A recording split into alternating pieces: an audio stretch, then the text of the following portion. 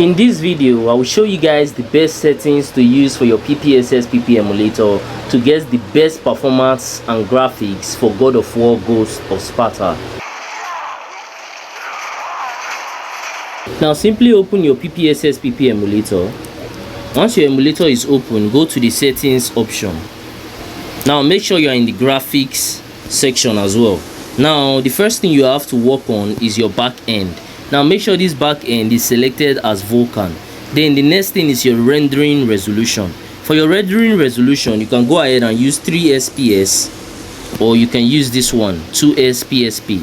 So it's any one of your choice depending on the device that you're actually using. Now the next thing we need to work on is this display layout that you can see over here. You can see display layout and effect. So simply click on it and then click on stretch. You can see stretch at the top. Click on it. This is actually going to make your your games to actually fill up the screen when you are playing it. Then after you've done that, click on screen scaling filter and then set it to linear. Now once you are done here, go ahead and click on back. Now there's another thing that you guys have to also work on, and that's this section that you can see display resolution. Click on it and then select native device resolution. Once you've done that, make sure that your full screen is also on.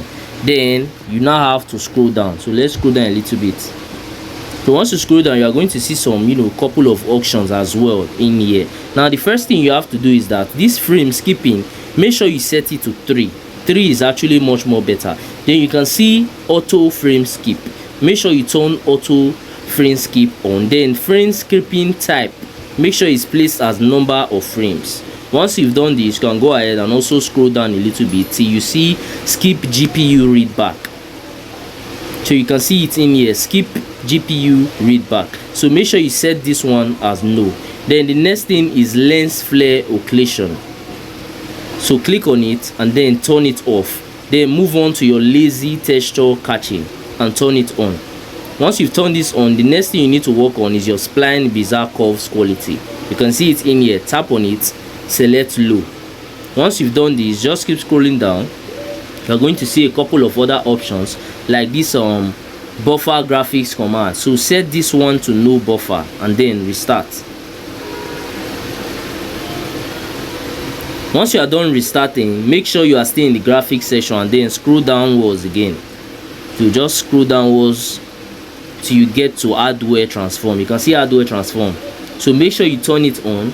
Same thing with your software scanning. Make sure your software scanning is also on. Then hardware tessellation. I don't know if I'm actually pronouncing it right. Make sure that this section is also turned on.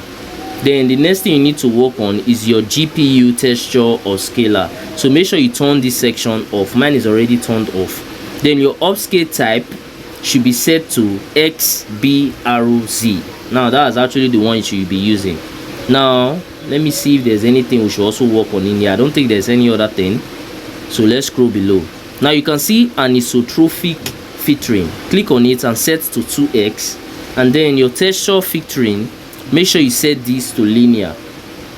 Then we'll have to look for something that is called lower resolution. You can see it, lower resolution for effects. Yeah, this is it. Now what you have to do is click on this and then select aggressive. Then turn on show FPS and then show speed. Turn them on. Turn both of them on. And that's it for your graphic settings. Now we have to move to another section, which is your system settings. Now in your system settings, just keep scrolling below. Keep scrolling below. You are going to see this IO timing method. Click on it and then select host. Then fast memory and ignore bad memory access. Make sure that you turn this to on. You can see mine is already turned on. Then IO timing method, like I said, select host. I think that's pretty much everything you need to do in here.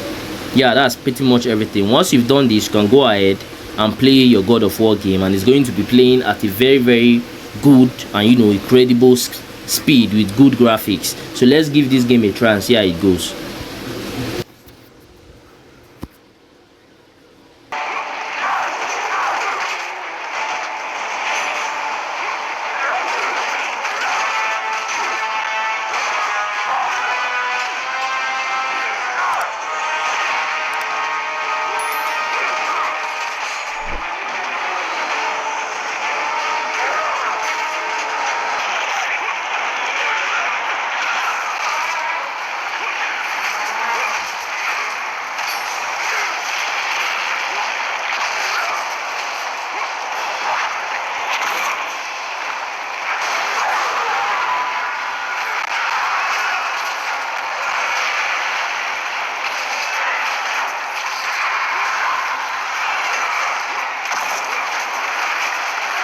Lastly, if you found any value from this video, then do consider smashing that subscribe button to help me on my YouTube growth journey, because I've been trying to get to 5,000 subscribers for a while now. It have actually been taking me forever just to get there. But I know that with your help, through you smashing that button, I can actually get there super fast and super easy. Also, by now, I think you might be seeing some of my similar videos or some of my playlists on your screen. So if you have some free time, you can also go ahead and watch that to learn more from my channel, because we learn every day.